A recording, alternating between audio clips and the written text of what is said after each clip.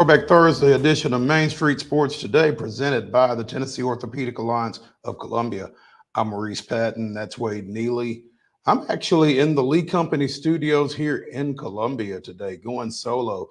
Wade is in the IT city, Nashville, for today's show.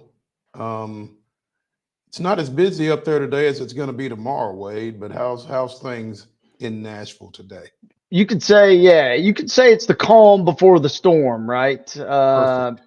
I've already seen several Preds shirts. I think folks are ready. They got a couple big nights worth of music at Nissan Stadium. It's going to be fun. But Smashville is hopefully going to take care of business tomorrow night. And you have secured your transportation to Bridgestone for tomorrow night? I will, yeah. So I will be working the concerts at Nissan tomorrow night. However, So you're not going to the okay.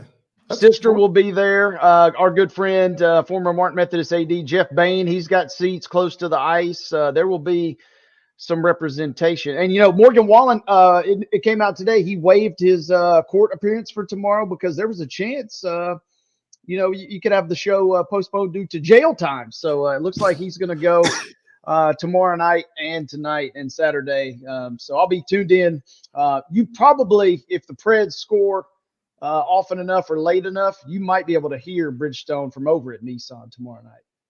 So Mr. Wallen decided that discretion was the better part of valor then. Is that what you're saying? We're just going to drop back and punt on this one and take our chances later in the process. But Wade, do you think Jeff will be familiar with, be responsible for one of the catfish that hits the ice tomorrow night? I will tell you this. Don't put it past him. Jeff has ridden the Zamboni during a playoff game.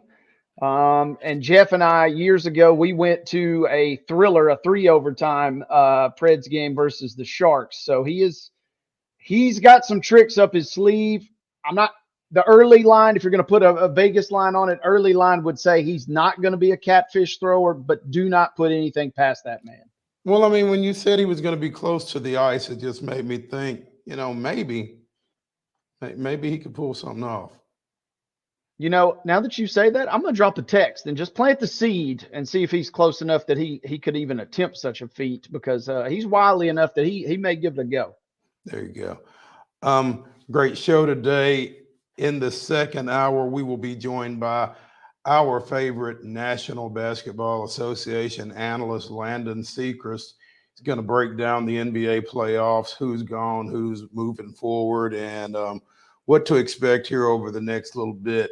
In the next segment on Coach's Corner, we will be joined by newly named Montgomery Bell Academy baseball coach Andrew TRIGGS, former Major League pitcher, former pitcher for the Big Red, and pitched collegiately at Southern Cal. So excited to talk to him. Also spent some time with the Nashville Sound. So yeah, again, excited to talk to new NBA baseball coach Andrew TRIGGS here in the next segment on Coach's Corner. Also going to be talking a little Braves. They avoided the sweep out at Seattle as we were finishing up yesterday's show, actually. So got that done, and some other MLB tidbits.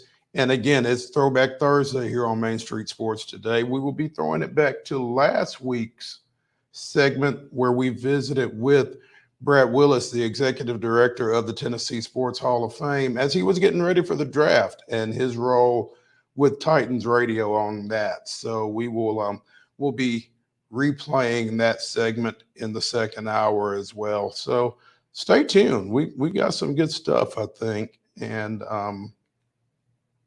Wade, perhaps we ought to get to it. Let's do this thing, partner. All right, then. We're going to start by giving you all yesterday's results and today's schedule on the rundown. This is the rundown. To the rundown we go. High school baseball scores from last night. Brentwood defeating Ravenwood 5-0 in that contest. Centennial fell to Summit 3-2, was your final score there. Clarksville picks up a 9-6 win versus Springfield. It was Rossview edging Clarksville Northeast 3-1. Columbia Central defeating Coffee County 11-3. Cookeville 6, Laverne 1. Dixon County wins a slugfest 15-13 versus West Creek. Eagleville 10, Fayetteville nothing. Joe Burns 5, East Robertson nothing. Beach picked up a 6-1 win over Gallatin. It was Hendersonville 11, Mount Juliet 1. Page knocks off Independence 9-2. Lawrence County defeating Giles County last night 7-4. Lebanon with a 12-2 victory over Smyrna. It was Nolensville 2, Franklin 1. Oakland picks up the 11-1 win versus Rockvale. And it was also 11-1 this time, however, Siegel knocking off Blackman. In softball action yesterday, Good Pasture with a 9-8 victory over Columbia Academy. Good Pasture defeated Columbia Academy 9-8. Community defeated Eagleville 8-6. Cookeville with a 16-0 win over Laverne. It was Friendship Christian 10, Clarksville Academy nothing. Independence with an 18-2 win over Brentwood. It was Lebanon 13, Wilson Central 12. Giles County 13, Loretto nothing. Mount Pleasant 10, Culleoka 3. Oakland 5-0 over Forest. And Pope Prep edged Harpeth Hall 9-8. Boys soccer action, Stewart's Creek and Wilson Central play to a 4-4 draw. In Major League Baseball action yesterday, as we said, the Atlanta Braves with a 5-2 win over Seattle, and the Cleveland Guardians edged Houston 3-2. At First Horizon Park, it's the Norfolk Tides with another victory over the Nashville Sounds, winning that one 7-3, going up 2-0 in this 6-game series. Baseball schedule tonight. Mount Juliet and Gallatin will kick things off at 4 p.m. Wilson Central will take on Cookeville at 4:30. Oakland is going to travel to Riverdale at 4:30 as well. Culleoka is at Cornersville at 5 o'clock tonight. Mount Pleasant taking on Loretto at 5 p.m. Lewis County is taking on Summertown at 5 p.m. It'll be Rockvale versus Blackman at 7 this evening. Rossview at Clarksville. Moore County at Eagleville tonight. It'll be Hendersonville at Green Hill. Hillsboro taking on John Overton. Mount Pleasant will play Loretto. Brentwood meeting Page. Santa Fe is at Richland tonight. Lebanon is at Stewart's Creek. And East Robertson is at Joe Burns. In softball action today at 4:30, Pope Prep is at Brentwood Academy. Whites Creek is at Overton at 4:45. At 5 o'clock, Station Camp plays Portland. Also, Mount Pleasant is at Santa Fe. Dixon County goes to Waverly. Loretto is at Collinwood. Stewart's Creek and Cookeville will play.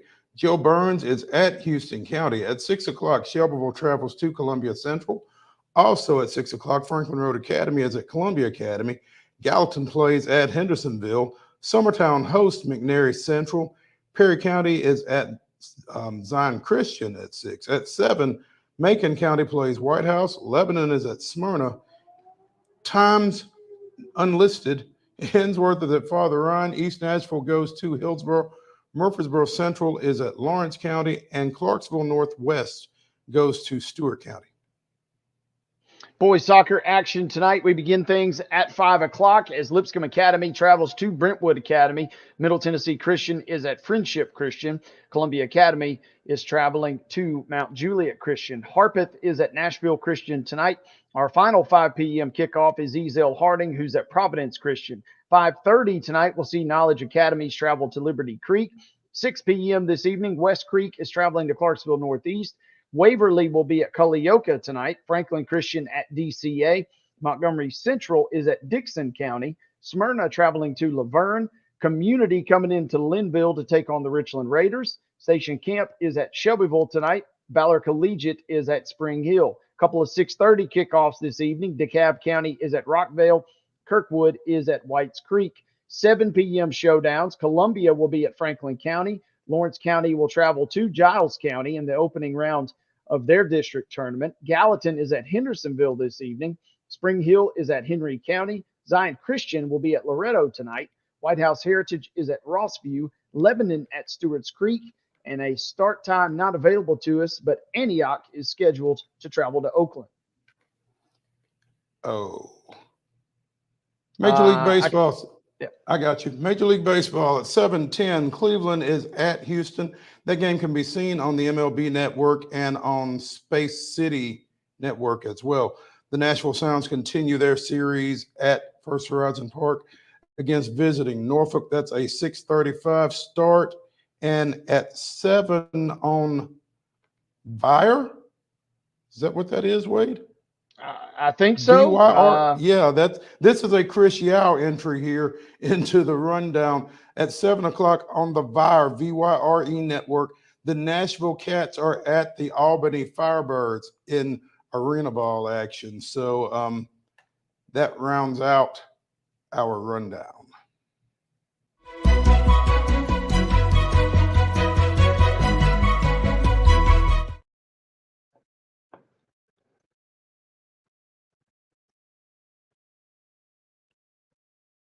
Always by Piggly Wiggly over in Neely's Mill here in Columbia. Be sure and check out their delicious daily deli lunch options as well as their hand-cut meats. And everything is cost plus 10% at the cash register. Piggly Wiggly and Neely's Mill in Columbia bringing you today's top story. We told you yesterday that the Tennessee Sports Writers Association had announced its women's basketball coach and player of the year. Today, they announced their men's basketball coach and player of the year. And both of them are familiar names, particularly if you've been watching this show, because Freed Hardeman's Drew Stutz, coach of the national championship NAIA Lions, is your TSWA men's basketball coach of the year for the 23-24 season. Freed Hardeman finished up 32-4, won the Mid-South Conference regular season championship. They shared it, and they won the tournament championship before running off 4 straight victories in Kansas City by a combined 19 points. So it was their 3rd straight trip to the NAIA Nationals. Stutz, 109-45 in 5 seasons as head coach down in Henderson, and he is the NAIA National Coach of the Year, in addition to earning Tennessee Sports Writers Association honors today. Men's Player of the Year, this will be a little bit of a shock. Tennessee's Dalton Connect is the organization's Player of the Year, following up on his SEC Player of the Year honors as well as his All-America honors and a finalist for the Naismith Award. So, Dalton Connect, the TSWA Men's Basketball Player of the Year. Drew Stutz of Freed Hardeman is your TSWA Men's Basketball Coach of the Year. Congrats to both of them. Yeah, big props to Coach Stutz and Dalton. Obviously, if it wouldn't have been Dalton Connect, I guess the crazy thing is, though, there could have been somebody at a different classification in Tennessee that could have been worthy, but to most fans, obviously, it was always going to be Dalton Connect. So kind of pretty much a foregone conclusion there. But Coach Stutz, as you mentioned, who was just on the program, fresh off that natty a couple of weeks ago, major props there. They've done a fantastic job. Freed has been a women's basketball powerhouse over the years for a long time, but the men's program certainly taking steps in the right direction the last couple of seasons. And with Coach Stutz at the helm, it was good to see them make that run, cutting down the nets in Kansas City.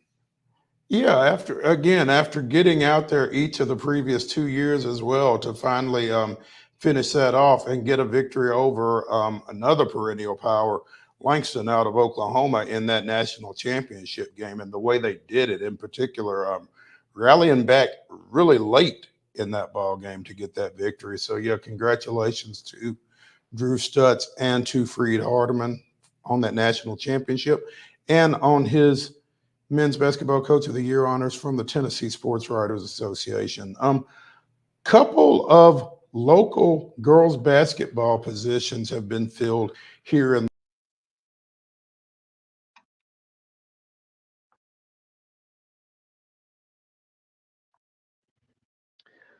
We'll get Mo back in just a second as he's got a bevy of high school basketball positions in and around Murray County that have either gotten filled or will be filled because the coaching carousel has continued to move along, and I think he's going to bring us up to speed there. What we got on the coaching carousel? I apologize. I'm not sure how I wound up out of the studio, but I did. Corey Bishop has been named girls basketball coach at Santa Fe, and I just lost the name. Kyle Shipley has been named girls basketball coach at Spring Hill. Those were 2 of the 4 vacancies here in Murray County, so those have been filled. Columbia Central and Mount Pleasant still on the clock with their vacancies. So, yeah, we've got 2 of 4 positions filled here in Murray County. So, congrats to those programs and those coaches for getting that done. Let's go ahead and go to a break here on Main Street Sports Today, presented by TOA of Columbia. When we come back to the Lee Company studios, it'll be time to give out a little of our weekly hardware and for Coach's Corner, as we will visit with new Montgomery Bell Academy baseball coach Andrew Triggs. Stay with us after the break.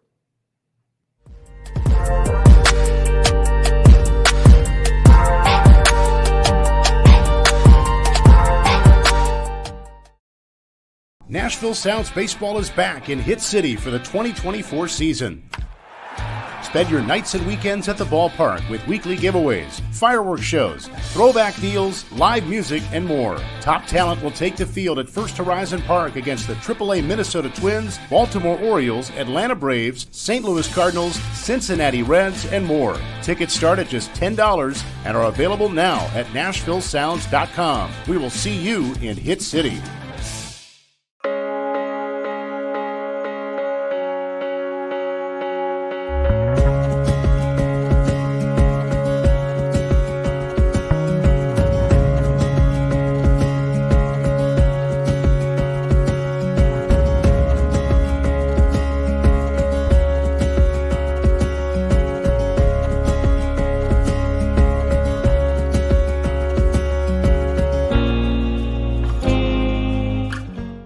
Whether you're an athlete or a weekend warrior, when it comes to your performance, don't settle for anything less than excellence. We're proud to announce that Mid-Tennessee Bone and Joint Clinic is now Tennessee Orthopedic Alliance of Columbia, where we are redefining sports medicine and orthopedics. Tennessee Orthopedic Alliance's team of expert sports medicine physicians understands the unique demands of your body. TOA Columbia specializes in personalized orthopedic care, offering state-of-the-art treatments for everything from sports injuries to joint replacements. Learn more at toacolumbia.com. With Lee Company technology, the best handymen are hands-off. Lee Company techs have been using visual findings and other smart technology tools for years to add transparency and virtually take customers along. You see what we see, whether we're in a crawl space or on a roof. With Lee Company, technology helps us help you, no matter what's happening in the world or at your house. Jones & Lang Sporting Goods here in Columbia has been outfitting teams, officials, and anybody else from T-ball to college for 50-plus years. Be sure and check them out at 931-388-8060 or online at jonesandlang.com. Jones & Lang Sporting Goods, the look of a winner. Zion Christian Academy, zioneagles.org or 931-388-5731. You can schedule your appointment. Go tour their campus. It is beautiful over there, and you're definitely going to want to see it. Again, it's zioneagles.org. Give them a call, 931-388-5731, and schedule your tour today. Custom Stone Handlers supplies over 600 distributors and suppliers with quality stone products. Along with River Stone, we produce and distribute over 100 building, landscape, and other bulk products. Our goal is to provide quality products, service, and partnerships to ensure our customers' success. We firmly believe that the measure of any person or company is how they treat other people and customers. Give them a call at 931-490-4990 or visit CustomStonehandlers.com. Piggly Wiggly, located in Neely's Mill Shopping Center, is Columbia's locally owned and operated Cost Plus 10 grocery store dedicated to serving the community with low prices and smiling faces. Piggly Wiggly offers fresh, hand-cut meats daily as well as daily hot plate lunches from their deli counter. You're certain to see smiling faces and a helping hand when you're here at Piggly Wiggly. Come by and check out our fresh produce, high-quality meats, and more. Down home, down the street, we'll see you at the Pig.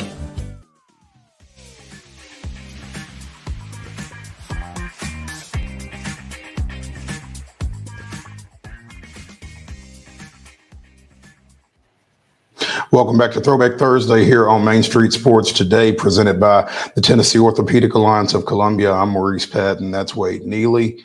We're in the Lee Company studios. Me here in Columbia, Wade in Nashville. And Wade, before we get to, excuse me, Coach's Corner with new NBA baseball coach Andrew TRIGGS, let's go ahead and give out a little hardware. Our Custom Stone Handlers Into Win Life Team of the Week is the Loretto Mustangs baseball team. Last week won 3 games, took a home-and-home series from Scotts Hill 6-2 and 12-1, and defeated Lincoln County in shootout fashion 18-14. Followed that up with an 11-0 victory a couple of nights ago against Lawrence County. So Loretto's on a roll here as they head into postseason play. They are our Into Win Life Team of the Week, brought to you by Custom Stone Handlers. Our TOA Columbia Athlete of the Week is Summit sophomore Bella Uppinghouse. In 3 games, Bella went 7 for 9 with a walk, a triple, and 2 RBIs, while giving up just 1 earned run in 15 innings in the circle. Summit going 2-1 in those 3 games. So congratulations to Bella Uppinghouse of Summit, our TOA Columbia Athlete of the Week, and to Loretto, our Custom Stone Handlers Into Win Life Team of the Week. We are now joined by newly named Montgomery Bell Academy baseball coach Andrew TRIGGS here on Coach's Corner. Coach TRIGGS, how does that sound? It sounds pretty good. I'm really excited to get started, but before that, we still got some more baseball to play this year. So right after this, I'll be heading over to Father Ryan for a little playoff baseball. Now, first off, thanks for joining us here. As it was announced earlier this week that you will be replacing Mike Anderson in that position at the end of this season. Mike is moving into a full-time role as athletics director at the school that both of y'all graduated from. You're going to be stepping in as baseball coach. What is your role right now? Just interested observer? Right now, more or less. I think that's a charitable way to put it. I guess I'm the pitching coach when I'm able to be there. I'm finishing up graduate school right now, and Coach Anderson reached out to me back in, I guess it was August or so, and said, would you have any interest in coming and helping out from off campus?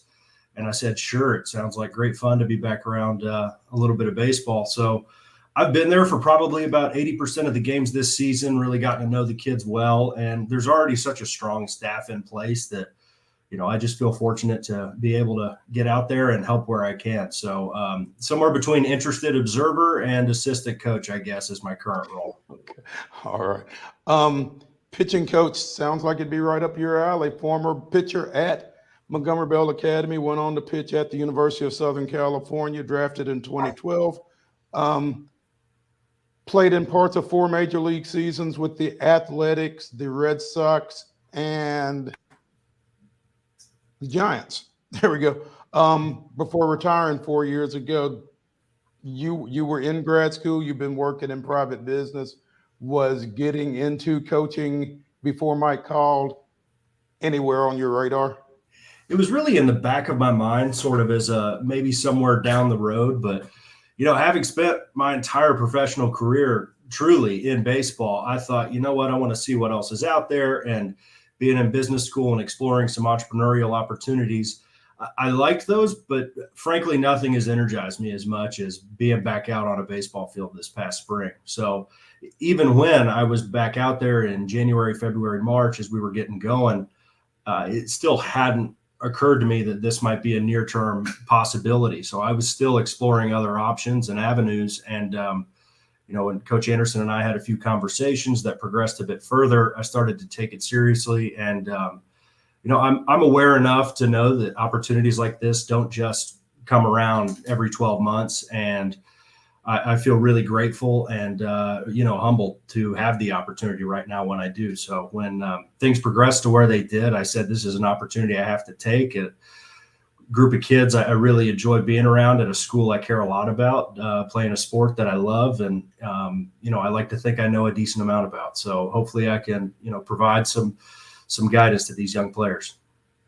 Coach Triggs, I got to ask you point blank, partner. I mean, I see the University of Chicago, MBA, and we're talking baseball with you here. How big of a numbers guy are you? Analytics, how deep in the weeds are you getting on the analytics these days? I just got to ask. See, I know that's a bit of a curveball for both folks, because I really am the reading and writing type. And I know University of Chicago really is the school of economists and heavy quantitative folks. And I can surely hold my own. But as that relates to my baseball career, honestly, too, I feel like I was coming up when analytics was really going across baseball. You know, Moneyball was about the 2002 season. It was really when it was just with the Oakland Athletics, maybe bleeding into a few other organizations. But I believe when I was drafted by the Kansas City Royals and early on in my minor league career there, they still didn't have a fully built out analytics department. All that said, I understand the role of analytics. I find a lot of the data really helpful and interesting, but I kind of feel like I'm a little bit more of an old school approach where numbers are interesting, they're informative, and they can help us a lot. But there is just an intangible factor that really you judge with your eyes and really understanding what's going on between a kid's ears. And so analytics certainly is not something to cast aside, but I wouldn't put it in my top two things when it comes to coaching and helping players develop. So you burst my bubble a little bit there. I thought you were going to press a button, and that background that you had there was going to be all these pie charts and things of that nature. So that kind of diminished my fantasy, I guess, a little bit there. What's been the biggest thing in this week that you've either learned or that you hope to learn about these next couple months and into next season as you kind of get the process really rolling? Well, I'd say within the last week, it's really hit home to me. And as these conversations have developed, and I've been in the dugout quite a bit this spring, I've really paid closer attention to what Coach Anderson does.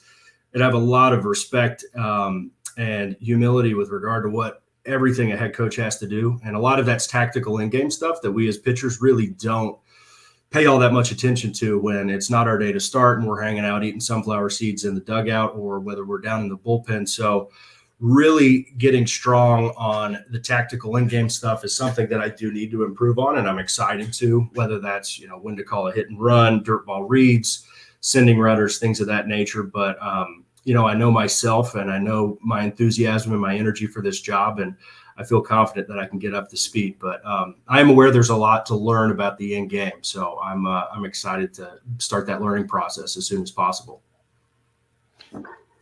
Andrew Triggs, 2007 Montgomery Bell Academy graduate, newly named MBA baseball coach, effective at the end of this season, joining us here on Coach's Corner. And Andrew, you know, you're taking over the head coaching role at your alma mater.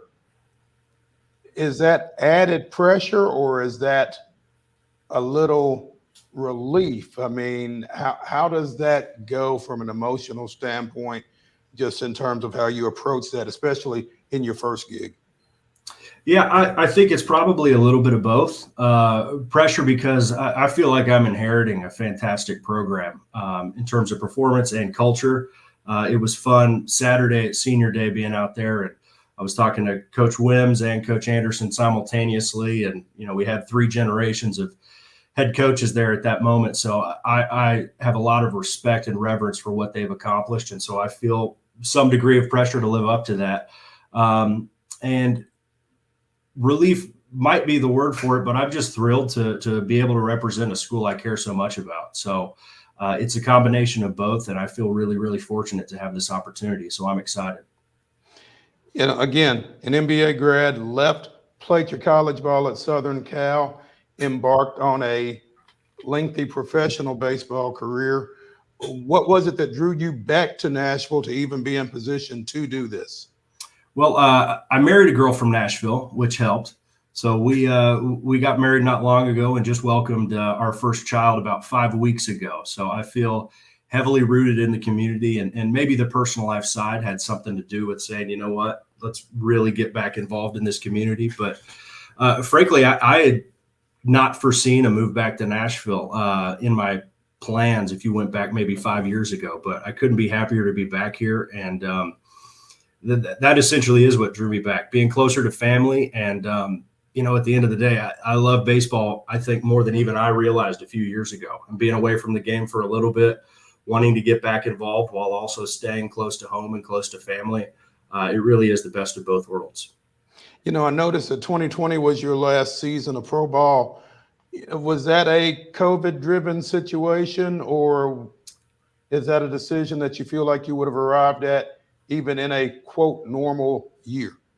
No, that was just that was a health and connective tissue thing. So I had thoracic outlet syndrome, the neurogenic kind, and I had surgery on that in 2018, and it reemerged. It was during a start in Tampa Bay. I felt the symptoms coming back. Your hand starts going numb, and it starts spreading to different fingers, and your arm swells up. I knew what was happening, and I'd spoken to enough doctors to where if this comes back a second time, there's really not all that much they can do. They can go in and clean up the scar tissue, but you might buy yourself another 6 months. I was fortunate, having been in spring training earlier that year with the Giants, talking to another player who had the procedure done twice. He was back on the shelf with a few months. So I knew once it came back in that start in September of 2020, that was the end of the road for me. I had no more interest in being on training tables in a training room and getting worked on, and hopefully I can get back and pitch another month before this thing comes back a third time. And I knew it was up. I felt like I got about everything I possibly could out of my physical ability, and was excited to start something new. So that really what it was. COVID didn't have anything to do with it. It just happened to be that season, and it was a bit unfortunate because that was kind of a funny, strange season with no fans. But all said, I feel really fortunate for the career I was able to have. Speaking of no fans, you spent a little time in Oakland. What is it like watching that situation evolve right now as a former athletic? Just speaking for myself, it does make me a little sad. I love that fan base, and I have a lot of affection for the Coliseum itself. It's a place you go to work every single day. It's the organization that gave me my first major opportunity. I feel really sad for the fans because it is a fantastic fan base. And even when I was there was all sorts of talk about new ballparks they were trying to build in different parts of the city. And, we're focused on our season, but you're still keeping an eye on local media. And maybe this is going to happen at Howard Terminal. Maybe they're doing something downtown. And it really was just a fantastic fan base that would take you in as one of their own. And it makes me sad they're not going to have a team anymore. So, I understand from the business side all the different justifications for wanting to pick up and move. But, after the Warriors moving over to San Francisco, the Raiders moving to Las Vegas, it was the last man standing in terms of professional sports in the East Bay. And, it does make me sad that they're leaving, but not much I can do about it. But I can't say enough good things about the fans in Oakland. They were and are fantastic. Before you got to Oakland in 2016, you spent some time with the Nashville Sounds, pitching for your hometown team. That had to be pretty special as well. No, that was great fun. And I vaguely remember talking to you during the little media day that we had back in 2016. Now, that was great fun. I absolutely loved that. That was the first time I got to pitch in Nashville since I was in high school. And it was pure happenstance. I got claimed off waivers by the A's after being in spring training with the Orioles, maybe 3 weeks prior to being assigned to the Sounds. And it was great fun. I mean, I got called up to the big leagues for the first time, called into the manager's office down there at First Tennessee Park. I got to go have dinner with my family because everyone's here before flying off to Oakland to make my debut. So it was a really fun year. If I look back at everything now, that probably was the most fun year I have, even though I was back and forth, I think something like 9 times between AAA and the big leagues. I love that season. It was so fun. It's a great ballpark to play in. Andrew, I got to ask you, we're kind of talking about shocking situations here with the A's a little bit. What's kind of shocking more to you, the fact that there won't be baseball in the future in Oakland, or the fact that USC is now going to be a member of the Big Ten? They both kind of seem a little unusual to me. I don't know about you. Yeah, I would say the latter. I was sort of mentally and emotionally prepared for the team to leave eventually, just after years of following media reports. But the USC to the Big Ten is a bit odd to me. I mean, I understand that's a finance-driven decision for football revenue, and USC and UCLA are the highest grossing teams in the pack. But it's strange to me whenever college conferences have their traditional geographies broken up. And I get it from the football side, but I look at it from the player's perspective. And I remember when, it's a serious academic school, and I took my studies seriously, and you're flying across the country for a non-conference series against UNC from Los Angeles. And that was great fun. And I love those experiences, but these kids are going to be doing it every single week. And that's not easy travel to get from, LA to West Lafayette, Indiana, or Evanston, Indiana. I mean, those are long flights and then long bus rides. And these kids are in school. These kids are trying to stay up on their studies. And to a point, they're going to be missing at least 1 or 2 days a week every one or 2 days of class every single week during the season. And that's going to be some bad travel. So I feel for the non-football sports that are going to get lumped in with that. But who knows? Maybe something fantastic comes of it. But to me, it does seem a bit odd, and just kind of have to take it as it comes, I guess. It's interesting that it all kind of unfolds like this, because we always talk about USC, UCLA traveling east and playing football games in November in the snow. But now I'm visualizing, what about the Michigan baseball players? Hey, you get to go out to USC for the weekend. That seems not a bad situation, I suppose. No, and maybe it provides some sort of a recruiting advantage to the California schools. If you got a really talented Michigan kid and they say, hey, you're at least going to get to play at home or close to home once or twice a year, it'll be nice for those schools. And the Big Ten is no slouch in terms of baseball. They've gotten a lot stronger, whether it's Michigan or Indiana, Iowa. But it's strange when you start thinking about, instead of playing Stanford, Cal, or Arizona State, locking horns with Michigan, Michigan State, and Purdue. Good programs, but just historically not matchups you envision for USC and UCLA.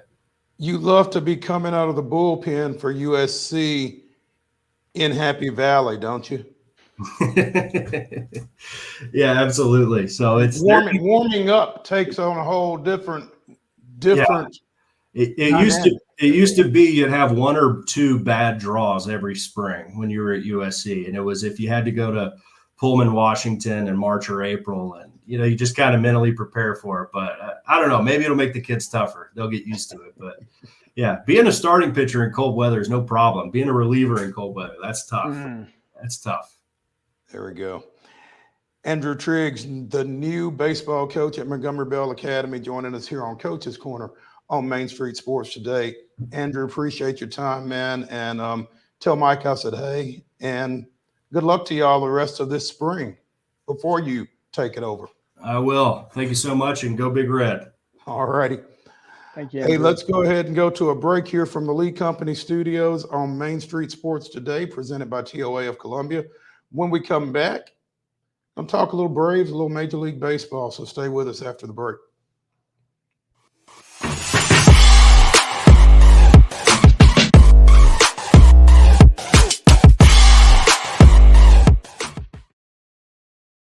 Whether you're an athlete or a weekend warrior, when it comes to your performance, don't settle for anything less than excellence. We're proud to announce that Mid-Tennessee Bone and Joint Clinic is now Tennessee Orthopedic Alliance of Columbia, where we are redefining sports medicine and orthopedics. Tennessee Orthopedic Alliance's team of expert sports medicine physicians understands the unique demands of your body. TOA Columbia specializes in personalized orthopedic care, offering state-of-the-art treatments for everything from sports injuries to joint replacements. Learn more at toacolumbia.com.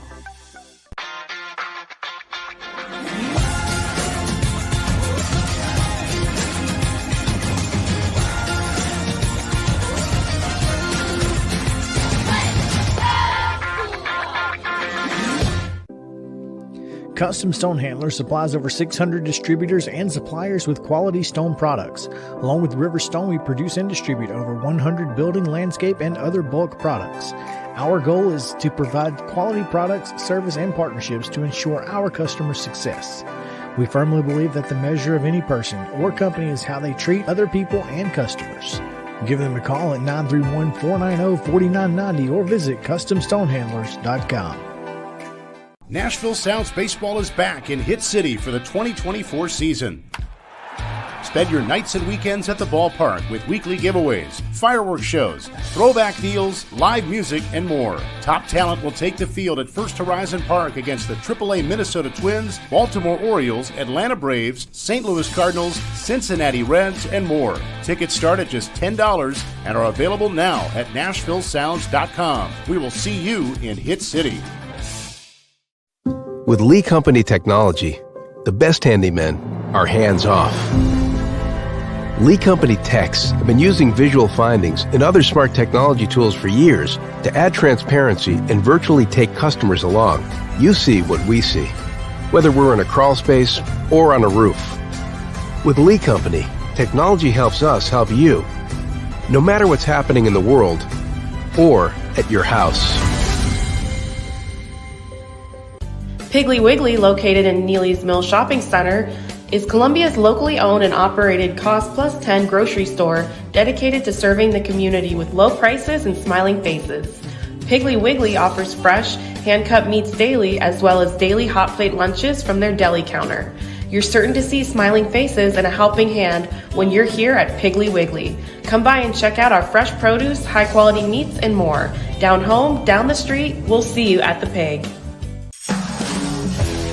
We thrive under the lights. A city of performers. Putting on one heck of a show. Headlining night after night. Welcome to Smashville.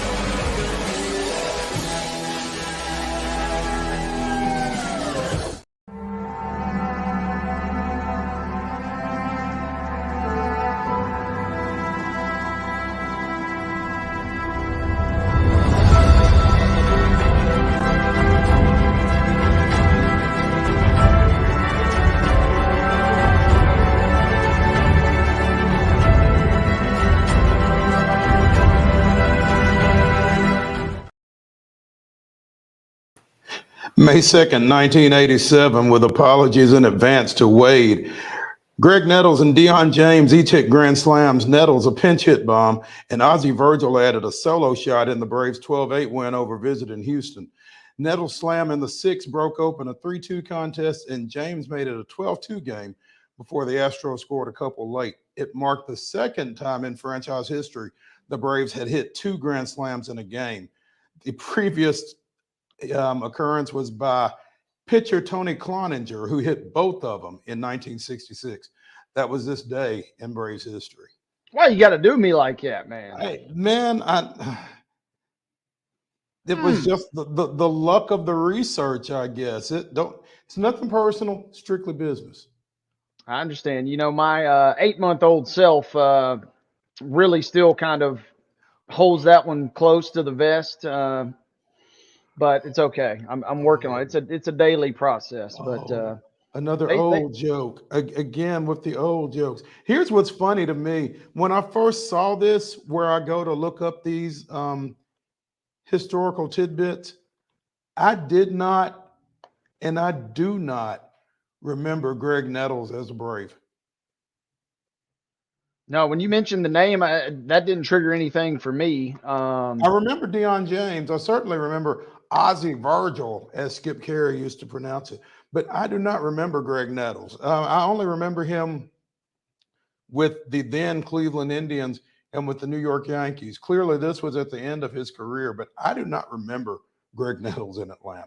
So, hey, now how about this at the end? Pitcher Tony Cloninger single-handedly achieving the feat in 60s. A pitcher with 2 grand slams? 2 grand slams in a game, yes. Look up Tony Cloninger's hitting numbers. They, for a pitcher, are pretty impressive. He's got a lot of notoriety along these type lines back in the mid-60s for Atlanta, back when even with the pitchers hitting, it still didn't help in a lot of instances. But anyway, Braves, as we said, managed to avoid the sweep yesterday, defeated Seattle 5-2, got to 20-9 on the year. Austin Riley may be heating up, had a couple of hits, including an Oppo triple that drove in a couple of runs. And he's been hitting balls hard all year, as everybody in Atlanta has been saying, and finally had a couple fall yesterday. Chris Sale with 9 strikeouts in his 5 innings of work, and then handed it over to the bullpen. But yeah, a low scoring series. What was it? 2-1 on Tuesday, 3-2 on. I'm sorry, 2-1 on Monday, 3-2 Tuesday, and 5-2 yesterday. Mm-hmm. So, I mean, not a whole lot of offense, but the Braves finally got just enough to get a win and get out of there, get into an off day today before starting up a huge series, I guess, against the Dodgers. So, Yeah, that'll be a big one, and maybe the first of many epic battles that we'll see those teams do part in this year. yeah, I saw some article about 9 storylines for May, and one of them was, the Braves have the best record in baseball, and just wait until they start clicking on all cylinders offensively. They're 20-9, and Acuna, Riley, and Olsen have, relatively struggled. Yep. So, Yeah, Olsen in particular, right? You're thinking his bat's gotta get cranked as far as home run production. well, home runs and ribs. I mean, what did he have last year? 54 and 139. I mean, you can't expect him to do that again this year, but you don't expect what he's doing right now either. So he's going to heat up again. Austin's already starting to heat up, looks like, and Ronald, even though he's not getting a whole lot of hits necessarily, he's getting on base and making things happen. So, that's kind of what you want to see out of the top of the order right there. So, again, big series starting tomorrow in LA. We'll talk more about that tomorrow. But 10 innings yesterday, Wade. Your guys lost late, lost close. Got to be a little encouraging, I would think, but still. Yeah, back-to-back games that go extras. Houston winning the first 10-9, and then last night, Guardians winning 3-2.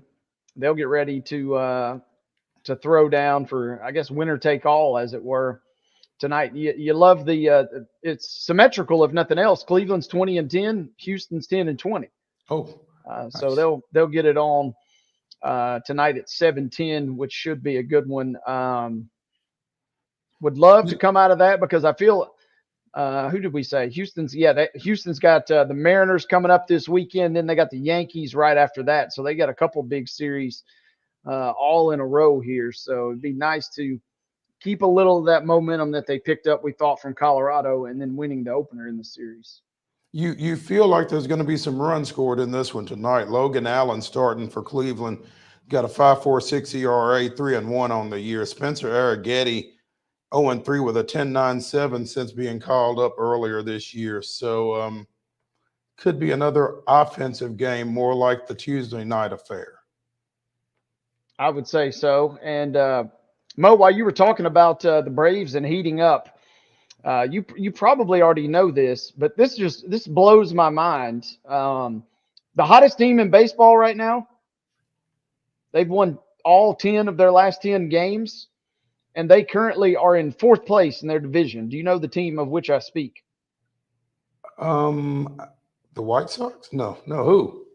That you're in the ballpark. The Twins have won 10 straight, and they're now 17-13. But technically, because they got off to such a bad start, even though they've won 10 in a row, they're still 3 games back in a log-jammed AL Central that Cleveland is still perched atop the standings of. That is wild to look at in the standings here. You got a team toiling at the bottom, and if you just don't glance at anything but the last 10, you're saying, "What the heck? How did this happen?" But they got off to a slow start. Minnesota is the hottest team over their last 10 games right now. Just kind of unusual when you look at the standings there. Wade, if you will go back to our Wild and Wacky segment yesterday, it's got to be the summer sausage. They could be onto something. And we discussed what would happen when they get ready for their series versus Toronto. And imagine the pressure if they leave that up to a manager or a clubhouse caretaker.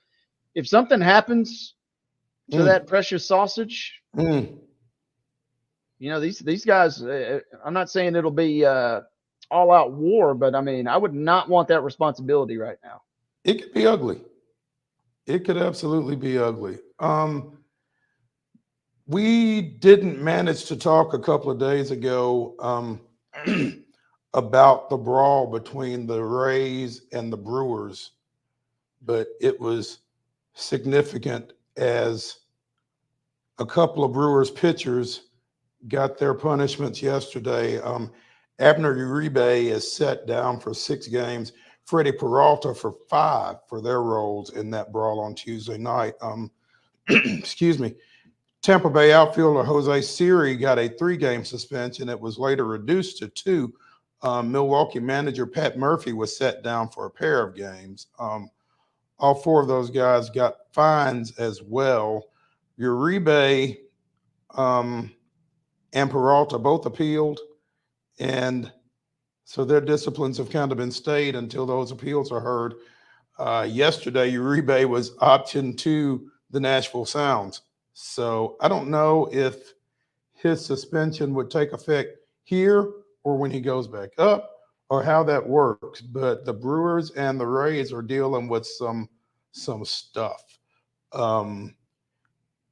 Peralta hit Siri in his left leg during the 6th inning of that game after Siri hit a home run off Peralta in the 3rd. Against Uribe in the 8th, Siri grounded out, and then I guess Uribe was over close to first base, maybe to cover, I'm not sure, but they got to yapping, Uribe swung, and the game was on. So there's clips. At one point you got a full old school open-handed slap, it looks like. Yeah, there was not a move seen very often these days, but you throw it back with the open-handed slap. a little disrespectful, isn't it? The slap, not the punch. But yeah,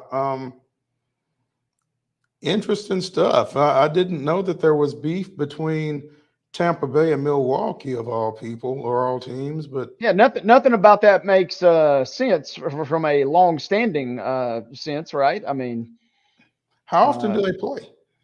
How often do they play? I mean, it's not as if the cities share some, hatred toward one another.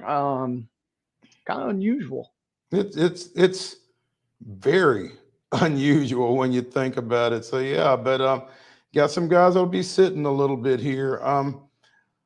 As we said during the rundown, the Sounds continue their series against visiting Norfolk tonight, following a 7-3 loss last night to the Tides. They will play at 6:35. Nashville starter TBD. The Tides will send out Justin Armbruster 0-2 with an 8.38. So speaking of scoring opportunities, Aaron Ashby went yesterday, struck out 6, gave up just 1 run on 2 hits over 5 innings, but the bullpen kind of fell apart for Nashville in that one, specifically in the 6th inning when Norfolk scored 4 to go up 5-1. So tough sledding at home for Nashville. They are now 13-16 on the year. Norfolk improves to 14-15 with that win. And again, they play at 6:35 tonight down at First Horizon. Tomorrow in the first hour of, to open the second hour of the show, right at the top at 3 o'clock, we are expected to be joined by Brewer Hicklin, who we discussed with Jeff Hem during last week's Sound segment. He got back from a little injury and has been pretty much the offensive spark plug for the Sounds throughout this season, ranking at or near the top in most every offensive category for them. So we'll be speaking with him. And I'm going to ask him, I mean, would there be a better organization for Brewer Hicklin to be in? So looking forward to visiting with him tomorrow and talking a little Nashville Sounds. Let's go ahead and go to a break. When we come back for the second hour of Main Street Sports Today, presented by TOA of Columbia, it is Throwback Thursday. We will be going to our segment from last week with Tennessee Sports Hall of Fame Executive Director Brad Willis. So stay with us when we come back from this break right here on Main Street Sports Today.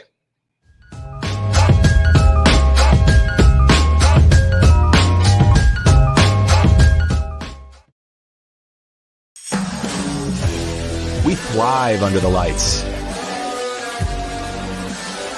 A city of performers.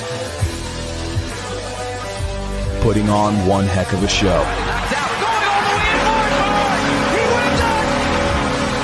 Headlining night after night. Welcome to Smashville.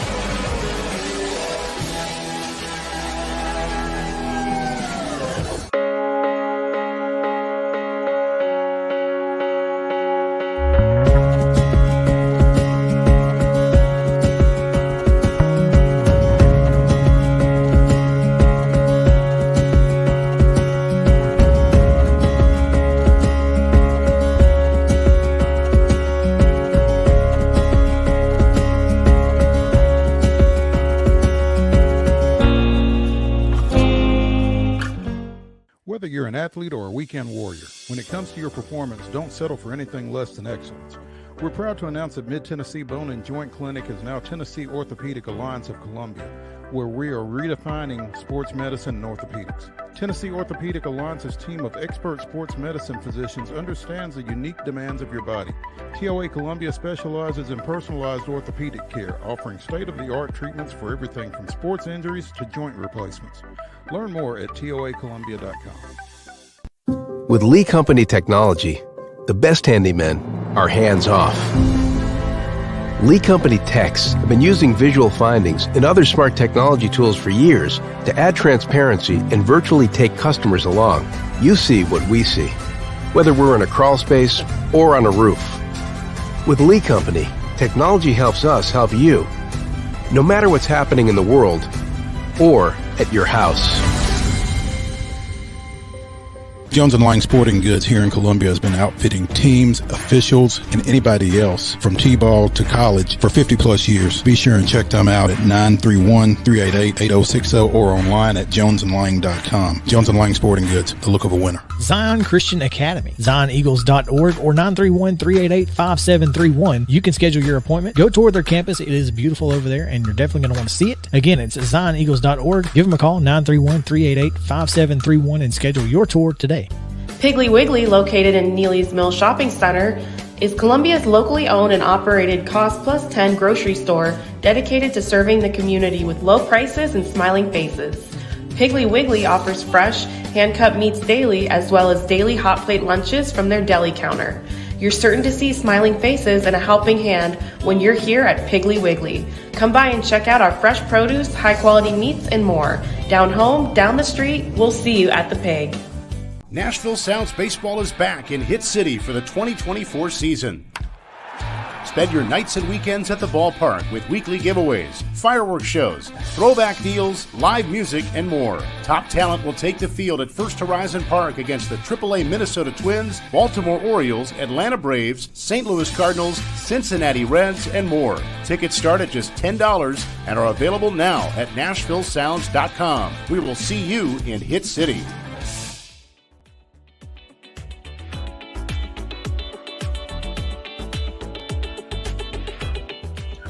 Welcome into the second hour of Throwback Thursday here on Main Street Sports Today, presented by the Tennessee Orthopedic Alliance of Columbia. I'm Maurice Patton along with Wade Neely, and we are now throwing it back to a segment from last week's show, a week ago today, actually, as we were visiting with Brad Willis, Executive Director of the Tennessee Sports Hall of Fame, talking Little Titans draft as that was coming up in a few hours, and talking little Tennessee Sports Hall of Fame and some developments going on with that organization. So, roll 'em, Mark. Now we are joined from Nissan Stadium by Tennessee Sports Hall of Fame Executive Director Brad Willis, who is still keeping his hand in with some Titans radio coverage as they prepare for their NFL draft coverage tonight. Brad, good afternoon. Hey, Mo. Hey, Wade. How's it going? Well, you can pretty well tell. not great. Yeah, I've struggled through some hoarse voice before, and you certainly are making the best of it.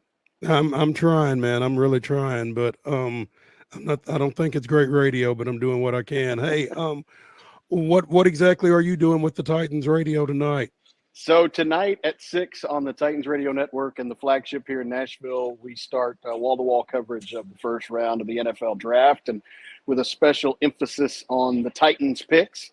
Obviously, number 7 with the Titans number 1 overall, number 1 pick in the first round for them. So we'll go on the air at 6 and kind of set up tonight and take the pick live and break down what that means for the Titans moving forward. Do you all get any kind of advance notice if, say, they're trading back or anything like that, or do you find out with everybody else?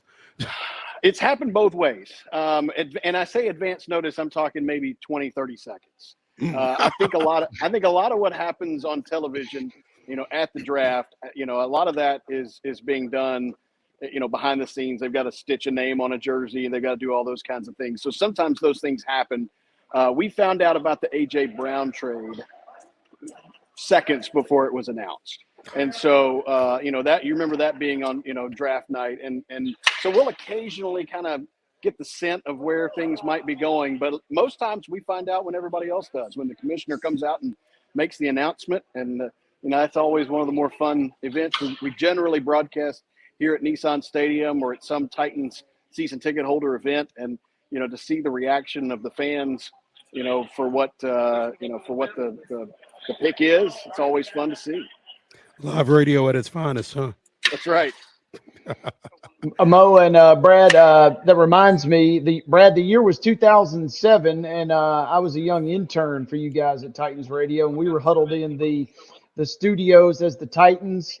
Kind of surprised some folks when they took Michael Griffin at the 19th pick. So that's right. Here we are all those years later, and I'll be over at Nissan tonight. I'll run into you and say hello, and we're still doing the same thing. Time is a flat circle. A lot of people would say. That's exactly right. It's just walking in the building tonight. This afternoon, I had somebody ask, like, "What do you think is going to happen?" I was like, "Gosh, there's only 6 picks in front of them, but so much could change depending on who comes off the board at 1 through 6." So it's really it's a new regime. It's a new thought process. It's a new direction, and so we're going to kind of figure that out in real time. I think the fan base is pretty excited about it. I think that they like what they've seen out of Brian Callahan. I think they like that Bill Callahan is here coaching offensive line, and I think that it's one of those things that really opens up a lot of possibilities, and it'll be fun to see how it all plays out. Brad, as we've talked to people here over the last week, 2 weeks, it feels like the Titans are the most intriguing team in the draft. And that's not necessarily a compliment because, they've got, for lack of a better phrase, they've got so many holes to fill. There are so many different directions they can go in. And, they may or may not actually execute the pick at 7. I mean, would you agree with that as you 100%. Look across? Well, and that's where we're going to learn a little bit about, this regime and kind of their approach. Do you pick for need or do you pick the best available player, knowing that you hope you're not at number 7, or better next year, and who's there. So, a lot of people are projecting offensive line because there's serious concern that the offensive line depth is not where they need it to be. But then what if a playmaker falls to you at number 7 that you can't overlook? And so I think we'll learn a little bit tonight about their approach moving forward. And that's, to your point, it's not a compliment because there are a lot of holes, but it really kind of changes things for the fan base because you don't really have a 100% lock on where this team's going tonight. We didn't bring you in to talk Titans draft. There was an announcement regarding the Tennessee Sports Hall of Fame last week that I don't think we've been able to visit with you about. Tell us where y'all are going to be here in about 3 years. Well, it's really exciting. So we are in the process. We just announced it last week. We are moving the Tennessee Sports Hall of Fame Museum to the new Nissan Stadium. So when it opens here in 2027, in the spring of 2027, we're going to be right there with it. And we're really excited, really thankful to the partnership with the Titans. They're stoked about this. We've seen some blueprints and some things, obviously that's a work in progress with a lot of different things. And so that's, kind of an ever evolving thing. We're super, super appreciative to the Nashville Predators. We've been in our space there for nearly 25 years. And it's one of those things that we kind of said to the Preds, hey, at some point, the kind of the evolution of our organization and the evolution of your organization, it might not necessarily, agree in this space anymore. And so we're just really excited that we're going to get the chance to be at what I feel like is going to be a really destination location in Nashville for many, many years to come. I think the venue will ultimately be one that people will stop and want to see.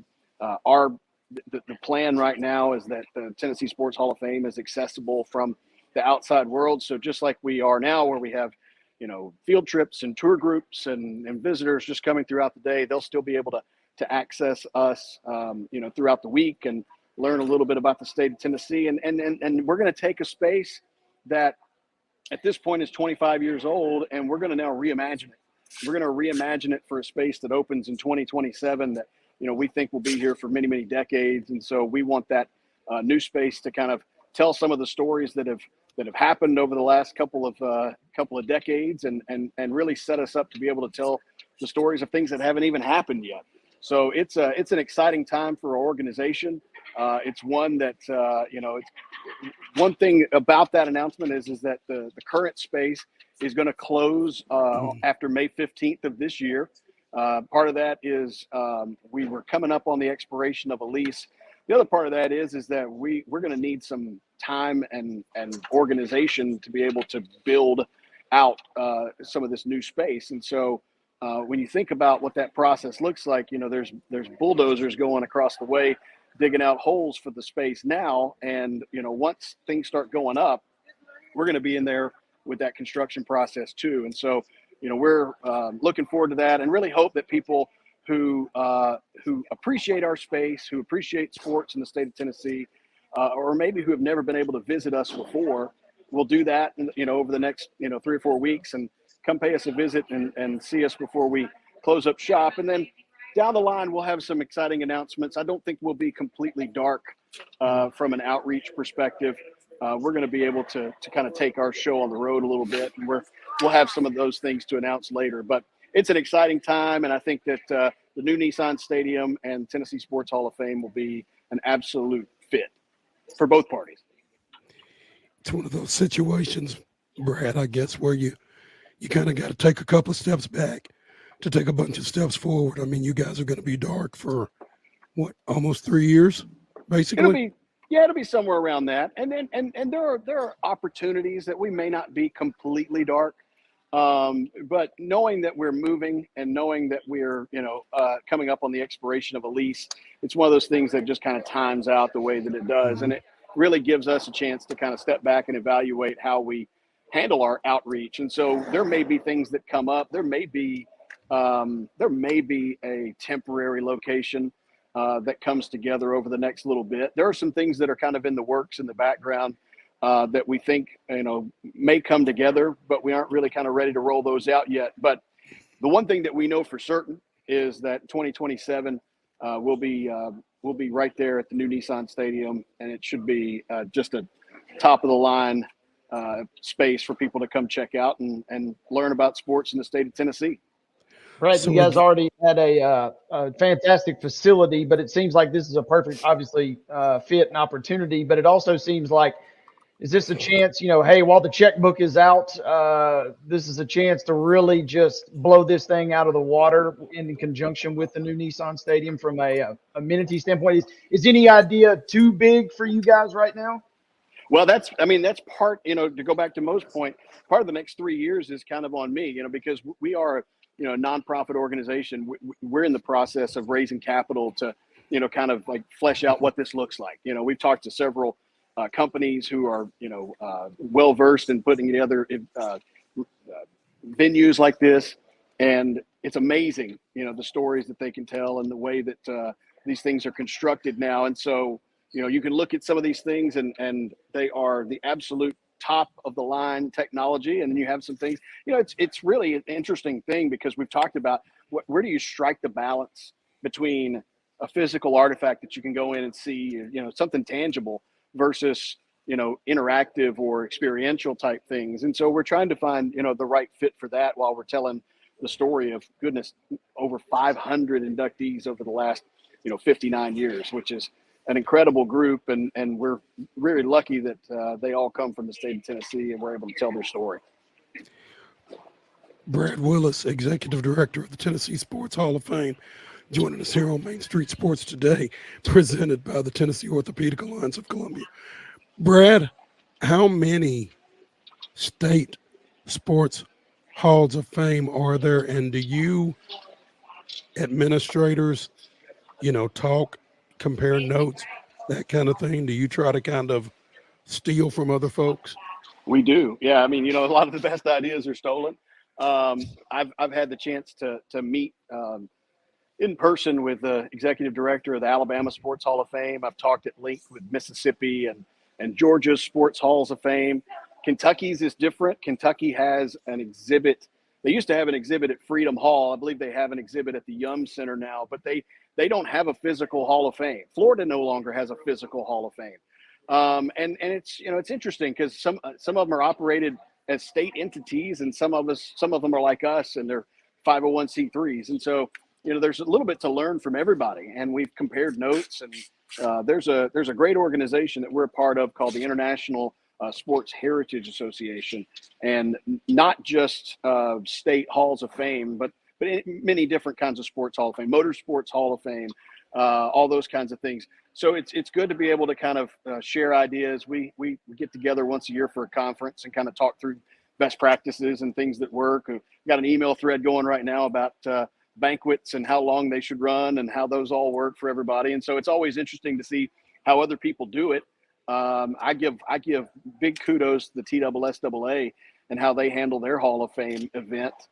First year I attended that was right before our banquet 2 years ago. And I told Heather Carter from TSSAA, I said, I'm borrowing some things because it works, And so it's some of the best ideas are stolen, but it's certainly a tip of the hat to the ones who do it right. And we try to do the same. So both from a museum perspective, banquet perspective, anything else, we're really excited about our television show that we started doing in 2020. And when we talk to people about different ways that you can kind of get the message out, across your state, that's one way that we've suggested to do it, because we've got great partners from Memphis all the way to Johnson City. And, about a week before the banquet, we have a television special that goes on and really talks about, the class that's going in. So we're getting ready to do that again this year. And again, feel like any exposure is good exposure, so long as it's really telling people about the great inductees and what they've meant to our state. This year's banquet is set for July 20th at Omni Nashville downtown. And have you completed the rollout of the class? We haven't. We have one more. We have one more to go. Yes. And if I tell you why we haven't announced that inductee, you may come close to figuring out who it is. So I'm not going to delve too deep into that. But it's a biggie, and it's one that we're excited about. And this whole class is one that we're excited about. Chris Burke, we just announced him a couple weeks ago on SEC Network, as he and Dave Neal were calling the Tennessee LSU baseball game. Chris Johnson, Tennessee Titans 2K, CJ 2K, really excited he's part of the class. Scott Hamilton, Scott, it's funny because Scott and his family have lived, in the Nashville area for close to 20 years. And really kind of what he means to just giving back to the community of skating.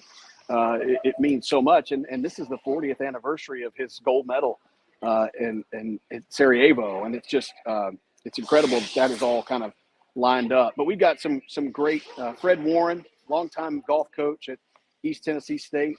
Paul Anacone played tennis at the University of Tennessee. Faye Bucci was a longtime pro at Bellmead Country Club, 41 years, and was a champion tennis player in his own right. Babe Howard, the late Babe Howard, Mr. Millington, Tennessee, if you will. He built USA Stadium out there in Millington as a way to give high school kids a chance to make it into, college, make it onto a team. I've left somebody out. I'm trying to remember who. Dave Luce. How could I forget Coach Luce? I mean, Coach Luce and what he meant to the Govs at Austin Peay. It's just like I said, it's a solid class from top to bottom, and we're really excited. And when we finally announce inductee number 12, you'll say, "Oh wow, okay, that's good. That's icing on the cake." And so we're really excited about that one. You almost got them all. I left out Charlie Bayless from Happy Valley. Yep, and Tiger Bell, Gene Patton Latimer. Let me tell you, Gene Patton Latimer is one that I'm really thrilled is part of this. The late Arnett Bodenhammer really pushed for her candidacy. And it's funny because she's one that I think a lot of people, based on her accomplishments and her history, just assumed that she was already in. And so when Mr. Bodenhammer kind of brought it to our attention, I flagged that. I was like, yeah, the committee needs to know about this. And so I'm really, really excited that she's in this year. And then Memphis racquetball player Larry Lyles. Larry Lyles is I didn't realize until doing some digging that the national championship racquetball trophy is the Larry Lyles trophy. He means that much to the sport. And he coached generations of players at Memphis. I've been talking to a great number of them that plan to come out and support him. Again, as you mentioned, July 20th at the Omni, downtown Nashville. It's our 2024 induction class, and really hope people will come join us, be a part of it. Last year was a great event, really kind of a who's who of sports in the state of Tennessee. And tickets and tables are for sale online. All you have to do is go to our website, which is tshf.net. Wade has pointed out in our private chat, if I got 30 seconds with Chris Burke, I would have to tell him how he broke my heart in that Astros Braves playoff game. Yeah, that's right. The walk-off. Yes, that one hurt. Yeah, that one hurt. That one hurt a lot of Braves fans. I mean, it almost erased everything that he had done at UT prior to that, as far as I was concerned. But, I can understand. Fantastic class as always. You guys do a fantastic job with the gotcha moments for those guys, and I can hardly wait to see this one that you're going to round it out with. So I'm looking forward to seeing that. Wade, you got anything more from Mr. Marshall County? Well, I was just getting ready to say Brad was a upstanding gentleman. He kept the Marshall County and Cornersville praise to a minimum. The Giles County and Richland guy and me certainly appreciates that. So thank you for your professionalism this afternoon. One thing I do want to mention, though, as we are talking about Marshall County, and Brad, this you'll appreciate this. I got back into town earlier this week and realized we lost a legend here not too long ago. Marshall County baseball coach and longtime defensive coordinator for the Tigers, Joe George, passed away not too long ago.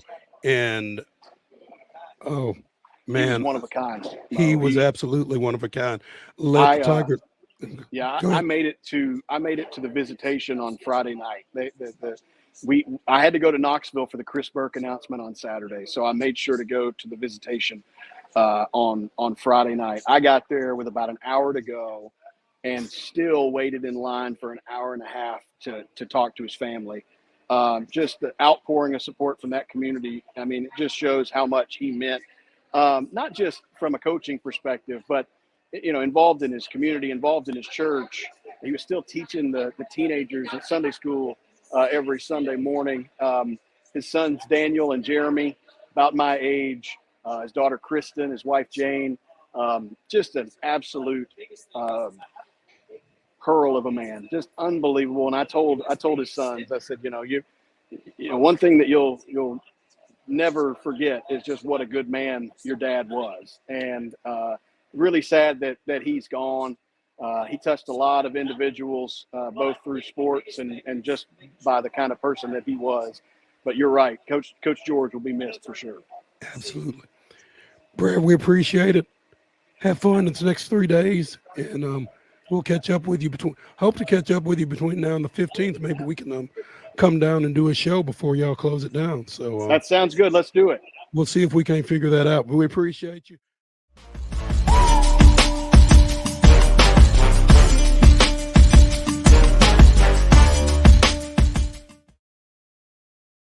Whether you're an athlete or a weekend warrior, when it comes to your performance, don't settle for anything less than excellence. We're proud to announce that Mid-Tennessee Bone and Joint Clinic is now Tennessee Orthopedic Alliance of Columbia, where we are redefining sports medicine and orthopedics. Tennessee Orthopedic Alliance's team of expert sports medicine physicians understands the unique demands of your body. TOA Columbia specializes in personalized orthopedic care, offering state-of-the-art treatments for everything from sports injuries to joint replacements. Learn more at toacolumbia.com.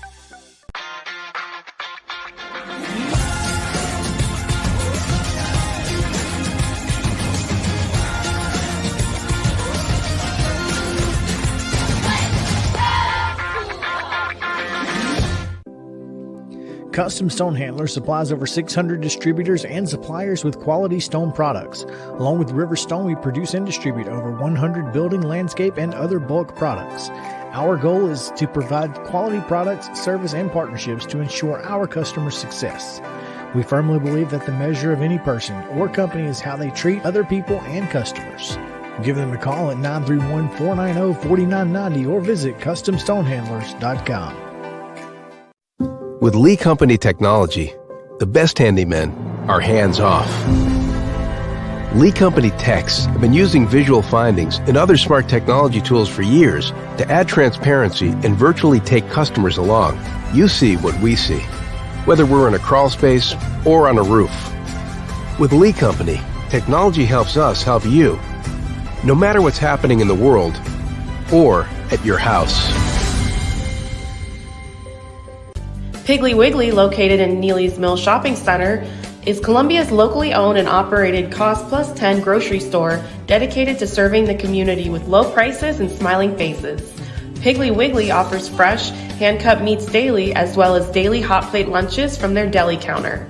You're certain to see smiling faces and a helping hand when you're here at Piggly Wiggly. Come by and check out our fresh produce, high-quality meats, and more. Down home, down the street, we'll see you at the Pig. We thrive under the lights. A city of performers. Putting on one heck of a show. Headlining night after night. Welcome to Smashville.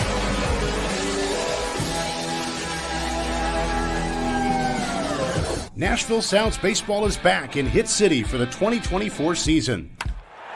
Spend your nights and weekends at the ballpark with weekly giveaways, fireworks shows, throwback deals, live music, and more. Top talent will take the field at First Horizon Park against the AAA Minnesota Twins, Baltimore Orioles, Atlanta Braves, St. Louis Cardinals, Cincinnati Reds, and more. Tickets start at just $10 and are available now at NashvilleSounds.com. We will see you in Hit City.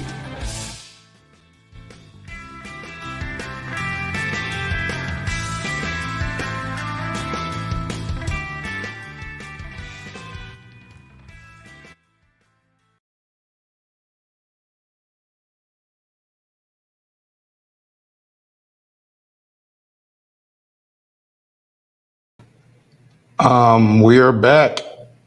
Throwback Thursday here on Main Street Sports Today, presented by the Tennessee Orthopedic Alliance of Columbia. Maurice Patton, Wade Neely.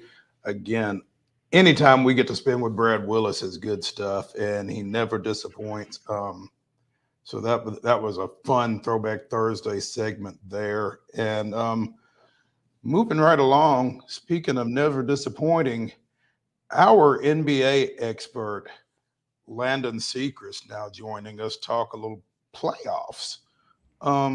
LANDEN, appreciate you taking some time from your studies at Belmont University. I reached out to this guy a couple of days ago. Hey, LANDEN, can you come on with us on Wednesday, talk a little NBA playoffs?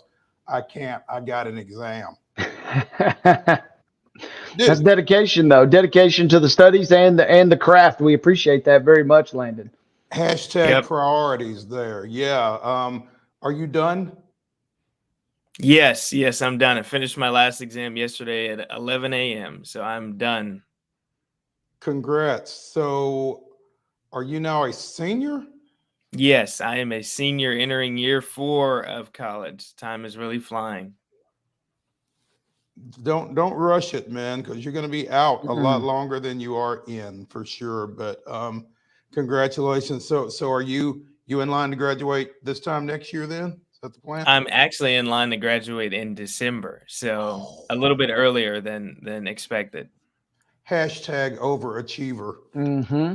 Yeah. Okay. All right. Are you gonna do it, or are you gonna kind of slow walk this thing and milk it a little longer? It's still on the table. It just depends on, how many credit hours I can take and what's really left for me that's relevant to take in terms of coursework while still at school. Okay. Okay. Well, great, man. I'm glad things are going well for you in the classroom. I know you're doing a lot of stuff from a practical standpoint, trying to hone your craft with your sideline reporting and different things of that ilk. But we're going to tap into your NBA knowledge for the next few minutes. What have you seen? What have you liked to this point in the postseason, and what do you expect here in the next bit? It's been really exciting for me. I've tried to be locked in with pretty much every series so far, watch a couple of games here and there with my friends up at school and when I'm out of class at school, and just keeping track of the playoffs. It's been really exciting. And I mean, surprising is, I don't know if that word can do justice with what we've seen so far. When you see a team like the Phoenix Suns that's been swept, and you see the Lakers already out of the playoffs. And then when you talk about the people that didn't even make the playoffs, you talk about Steph Curry, and then the competitive series in the East right now. I mean, it's just a lot. There's a lot to talk about. Now, if I recall correctly, you're an OKC fan, right? Yes, Oklahoma City Thunder fan. Okay, you like what you're seeing out of the West #1 seed to this point? Yes, I'm really liking it. Of course, I tuned into all 4 of the games versus New Orleans, and I was expecting to win. I would have wished we played the Pelicans with Zion, played against the Pelicans with Zion. But, a series win is a series win, and moving on to the second round is always good. What do we got tonight? I believe it's Pacers and Bucks. And I want to say maybe Magic and Cavs on the slate tonight. Well, and Philadelphia and New York will be going tonight too. I think it's just those two. I think Just it's those Milwaukee, two. Indiana, and New York, Philadelphia. I think that's it tonight. Okay. Yeah, it's the rare Knicks Sixers game that starts that everybody can watch. It's not already underway by the time you get off work, because they don't tip till 8 o'clock tonight. So kind of the main event. And Landon, that kind of is what I wanted to get into and ask you about. We saw the 76ers pick themselves up off the mat the other night. Tyrese Maxey going crazy down the stretch. An insane 4-point play followed up by an even crazier 3-pointer. Are the 76ers suddenly resuscitated? They were moments away from being eliminated, and now they have a home game tonight, trying to protect the house with their fans and trying to maybe get a win. What have you taken away, or what have you enjoyed about this series in particular? I've really enjoyed the series just because it's been really action-packed. I mean, Jalen Brunson really flew under the radar in terms of stardom in the regular season, and now he's really getting to, showcase it on his stage. Although he does play for the New York Knicks, he is showcasing his talent on a high level here in the playoffs. And I think it's really good that the series is competitive, because in that game that you mentioned, Tyrese Maxey pretty much single-handedly brought the team back. And it's really interesting that they are kind of fighting back in this series with Joel Embiid now back healthy. It's really, really interesting to see if the Sixers can really claw back into the series and get that win tonight. It's going to be fun. By far, I think, for me at least, in terms of storylines, drama, it seems like it's been the most compelling first round series. There were certainly some things, especially in that Lakers Nuggets series, that brought a lot of drama. But in terms of fusing those two, you got all the off the court drama just in the sense of New York and Philly going at it toe to toe. But then now this has really turned into a super competitive series. And again, like we said, thought Philadelphia was done the other night. And now not only are they back in it, they're back at home this evening. Right. Yeah. It's going to be really interesting to follow because we know what Joel can bring to the table in terms of stardom and star power. And he can go off for 35 if he really brings it to the table. And the Sixers can really swing the series and get that momentum if they want to win this game and take it back to MSG. Final note on that. I thought this was really cool. Mo and I have been talking a lot about uniforms in baseball, and Fanatics has gotten a lot of, rightly or wrongly, gotten a lot of bad press for that. But their CEO, Michael Rubin, after New York kind of invaded Philadelphia during Game 4 in this series, he said that's not going to happen on my watch. And so he went out and bought 2,000 tickets and is hoping to give all those out to folks that either can't afford them or first responders that have the night off. So if nothing else, Landon, it seems like they're going to have a little bit more sense of a home court advantage potentially tonight. You're exactly right. Landon, the Pacers and Bucks playing in Indianapolis tonight, Game 6. Do the Pacers finish this thing off, or do they give Milwaukee one last shot in Game 7 at home? You know, I really thought that the Pacers were going to close it out, considering they were facing a Bucks team that didn't have Giannis and didn't have Dame, and they could not get it done. I mean, you see the players that stepped up on the Bucks, and you know the Pacers have that offensive firepower, and it's always the question of defense and can they stop other teams from scoring. And when you look at a game like tonight, when they're on their home court in Indiana, you expect them to come out firing and really, really emphatic on the offensive end, but it really comes back down to defense. I mean, can they get the stops? No matter who plays, Giannis, Dame, anybody on the Bucks, nobody can be underestimated because they can obviously score and they have that potential. Now, obviously, if you are a Belmont person, then you are a Pacers fan, right? Yes. I am a supporter of Ben Shepherd. I'm very happy that he's getting playoff minutes for that Pacers team. How have you liked what he's been able to get done in those minutes in postseason play?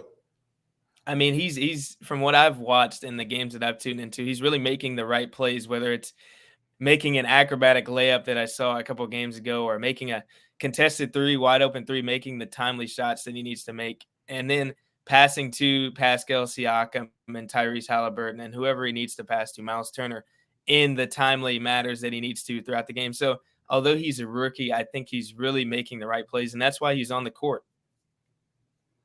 Landon, coming into that game in particular tonight, Vegas has given a small lean to Indiana, obviously playing on their home court. Giannis is listed as questionable. Dame is listed as questionable. Giannis is listed as doubtful. If somehow Milwaukee goes in and wins that game, do you think there's a chance? It seems like certainly more so with Dame, but is there a chance that Giannis maybe suits up in what would be a potential Game 7 on Saturday? I would say from a Giannis perspective, I would think he would want to be out there for his team just because of the competitive nature of Giannis. I'm sure he wants to be out there right now. We saw, I don't know if anyone was tuned into the Heat series, but Jimmy Butler was hurt and he was talking about how he wanted to be back so quickly. So I know Giannis has that same level of competitive nature, but at this point, I don't know if it's a logical thing for the Bucks to do because we've seen them now win a game without him. So I feel like if they get to that Game 7, although it would be a game of great magnitude, maybe they can actually get it done and save him for the next series. The schedule on this could be crazy. Mo, check this out. We could be looking at Game 7 Bucks Pacers. We could be looking at Game 7 Sixers Knicks, but sandwiched in the middle, Game 1, and this is where I want to get into you next, Landon. Break down this Timberwolves Nuggets series. We could have 2 Game 7s and then Game 1, which what I think is going to be a fantastic Western Conference semifinal matchup. I think the T-Wolves Nuggets series is going to be one of the best we see in these playoffs, just because Nuggets are obviously the defending champions, and when you see what Nikola Jokic does out there on the court, it's just amazing. And what Jamal Murray did to the Lakers, hitting pretty much 2 game-winning shots in that series, and the fact that everybody plays their role to that team on that team to a T, And then switching to the Timberwolves side, I mean, if you don't know who Anthony Edwards is by now, you need to tune in to any Timberwolves game and tune into that man play basketball, because he is literally an emerging superstar and a potential rise and face of the league right before our eyes in this playoffs. But the T-Wolves are an extremely underrated team, I still say, although they're really, really good because they have talent across the board. I mean, Karl-Anthony Towns, Rudy Gobert, you got Michael Conley, former Memphis Grizzly, you got Jaden McDaniels, and 6th man of the year, Naz Reid, coming off the bench. I mean, they're just a stacked team, and I think it's going to be an excellent series. It's amazing, that you say that Ant-Man is literally emerging in front of our eyes. I mean, here over this last 10 days, 2 weeks, I've heard more about Anthony Edwards than I have probably in 2 years, it feels like. Yeah, I agree. I mean, he's taking over the league. I mean, the way he plays and also his personality, he's just taking over games. I know one play in particular in the Phoenix matchup, he blew past Bradley Beal, then rose over Kevin Durant, and I believe it was Nurkic, just casually, and it was such an emphatic dunk. And I think that's everything that Anthony Edwards embodies, a play like that. As the I was just getting ready to say, and as we get ready to head into a potential closeout game, do you have a preference as a Thunder fan?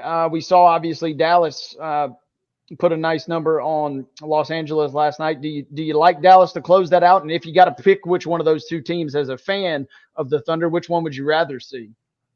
I would honestly rather play the Clippers, just because their inconsistency is really, really crazy, because they're one of the best teams when they are all together, Westbrook, Harden, Paul George, Kawhi, when they're all on the court. But when one of them isn't on tabs, even if they all play, it's a disaster. I mean, Westbrook had a complete meltdown in one of the other games in the series. Kawhi can't really get on the court. Paul George is extremely inconsistent. And ironically enough, I think James Harden has been one of the most consistent Clippers this year since he found his stride with the team. So I would rather play them, but I know that either team would give us 100% a challenge. And I'm very afraid of Dallas because they have Luka Doncic and Kyrie Irving, who people forgot was good for a very long time. But he's still phenomenal, and he's now playing with someone else who can give you 35, which is very, very horrifying. Tomorrow night, the early game, 6 o'clock tip locally on ESPN, and it is ESPN, not NBA TV, Wade, but it's Orlando and Cleveland. A really undersung series here, but Cleveland got a chance to close this one out with a win tomorrow night. And again, this is a series that it's almost like no one is paying attention to, I guess, because the winner has to play top seed Boston. But what do you like in that matchup? Yeah, I know a lot of the discussion about this series was it is a series made for NBA TV because no one's going to watch it. But I actually have been tuned into the matchup because Paolo Banchero is one of my favorite players, and obviously I love to watch Darius Garland play on the Cavaliers. So I've really been tuned in, and I think it's a really honestly even series, and I know the Cavs have a chance to close it out. But just seeing how both teams are kind of emerging as well. I know I've used that word a lot, but Darius Garland and Donovan Mitchell is a great backcourt. And when you look at the Cavs, they've got an Evan Mobley who's also like a Chris Bosh type player who's getting his minutes and getting his emphatic plays and timely plays and making them in the right way. And then Orlando, they've got Paolo Banchero, who's pretty much averaging the same numbers or nearly the same numbers as Jason Tatum. And it's pretty much getting ignored because he plays for the Magic and he's not getting the national recognition. And they also have someone like a Franz Wagner and just a well-rounded starting lineup. So I've been very pleased with the product of the Cavs Orlando series. Obviously, you've got 1, 2, 3. You've still got most of the semifinal matchups to be determined in the conferences, but I mean, what is it? Oklahoma City, Denver in the West, and maybe the East is a little less clear cut with Boston and somebody. But I mean, what do you see for the conference finals? I think my bias, of course, will show, but I think this is the year that Oklahoma City makes it to the Western Conference Finals. And then my pick to make it out of that T-Wolves Denver matchup is Denver, just because they've been there before, and I still haven't seen anyone that can stop Nikola Jokic to this point. Even though he'll be facing Rudy Gobert, who's a defensive stalwart, I don't know if Rudy will be able to stop him.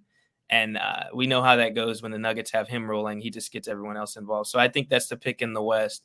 And then the East is a little interesting now just because of the development with the Celtics. Obviously, they're the best team, but Porzingis now has this, I think, calf injury that may sideline him for just a little bit, and I don't know how that will affect the chemistry for them and their mantra for the team. But I think the Celtics are clear-cut probably the best team in the East. And my pick to make it out of the bottom half of the bracket, I like New York. I think Brunson can take them very far if they close out the games and they don't have another. They can't have a meltdown like they did against Philadelphia. If they make it past them against a team like the Celtics, they can't do that.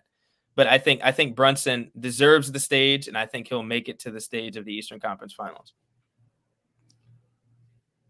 Wade, anything else for Mr. I was just getting ready. Yeah, I was getting ready to agree with Landon. I'm curious, kind of your official take there, because there's a lot of basketball nerds that are saying that Minnesota is kind of going to be a real challenge for Denver. And Denver's, yes, they had the gentleman's sweep versus the Lakers.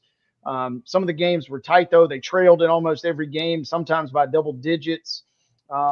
Is there any concern for you about Denver? Because I'm kind of like you, though. I feel like even a little defensive concern coming out of that first round series, I think they're maybe going to get things back. And I'm kind of still not sold on Minnesota. And until I see them do it, I got a hard time picking against the defending champs in that particular series.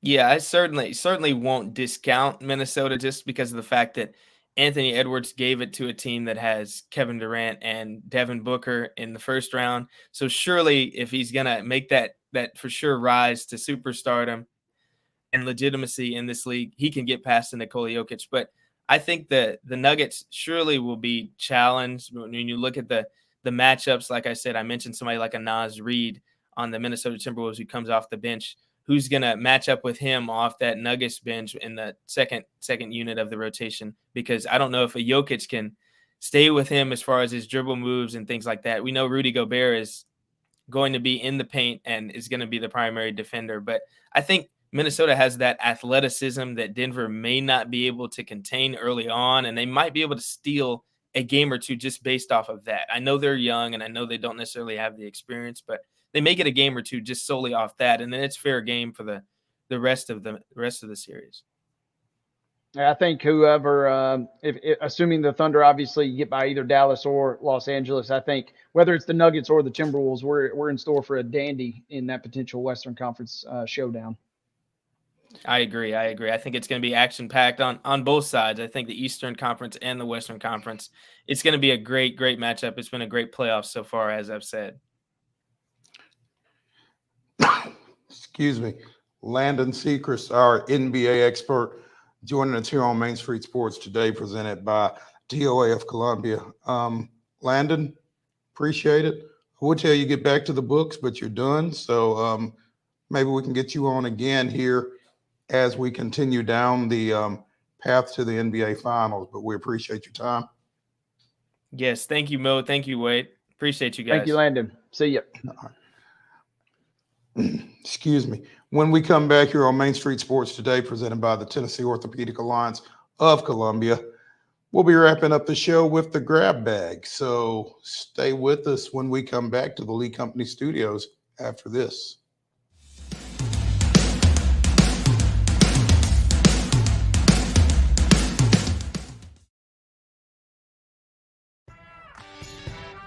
I'm Maurice Patton, and on Main Street Sports Today, we bring you the voices of your favorite teams from preps to pros.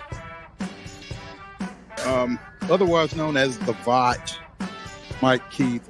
The bottom line is we can teach Will Levis woke. I just don't know who's going to work with you on your base stealing now that EY is gone. Well, that has nowhere to go but up. And I was just like, oh, guys, not again. Can we just bury that, burn that footage, and not bring it back? No. No. Thank you. We'll keep it going past the All-Star break, and looking forward to seeing how the rest of the season plays out. There's always a good story to tell. Can you guess where I am today, Mo? Where am I? It's not Reese Smith Field, is it? Yeah. Because anytime you play Chicago, you want to win. That's just you got that right, and that's bottom line. be a buzz. When you're walking the dog, you keep the bags that you need for the dog in the bag, and you don't even have to wear it. You can just hold it, which is what I do when I walk the dog. So I think the fanny pack probably needed a little rebranding. It did. It really did. On your show logo, we've got to get a puck in there. There's a basketball. There's a football, there's a baseball. Maybe if not a puck, how about Mo brandishes a hockey stick? Tune in daily at 2 p.m. on Main Street Media TV.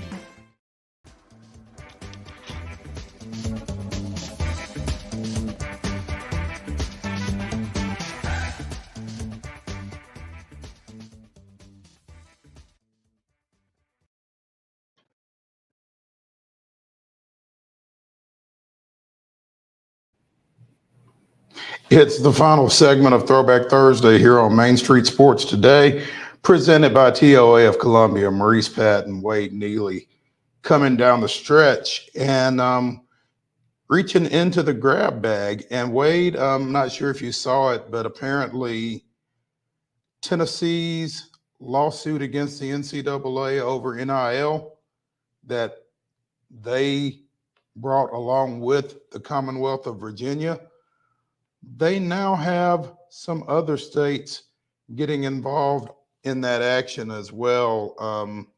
Attorney General Jonathan Skrmetti announced that Florida, New York, and Washington, D.C. have joined the coalition alleging the NCAA of violations of federal antitrust laws by placing restrictions on the ability of student athletes to benefit from NIL. Strength in numbers, I guess. Strength in numbers, and you got Florida and New York. When you think of lawyers, those are two states that I think of right away. And you got Washington, D.C. straight in the mix. It seems like Tennessee and Virginia are in pretty good company in terms of just a legal generalization there. And so this is kind of a story, honestly, you're right. It kind of had slipped my radar. There was so much uproar when it came out, and then UT just promptly to go WWE on them, kind of just laid the smackdown and kind of turned the tables on the NCAA a little bit. So it's one that kind of had slipped off my radar, and we kind of almost are looking at a, be careful what you wish for type situation, it seems like, with the NCAA. Yeah, and they being the NCAA, I think they really kind of find themselves in an unenviable position just from the standpoint that the court of public opinion at this point is really not in their favor. And, as more and more states potentially join in on this, it's almost like the NCAA is going to kind of be forced to just throw their hands up here at some point. And, I think that's interesting because it dovetails with another piece here in the grab bag. Chris and I went to the Coaches versus Cancer breakfast earlier today down at Brentwood Baptist Church that had a number of local NCAA basketball coaches in attendance, including Casey Alexander from Belmont, Nick McDevitt from MTSU, TSU's Penny Collins,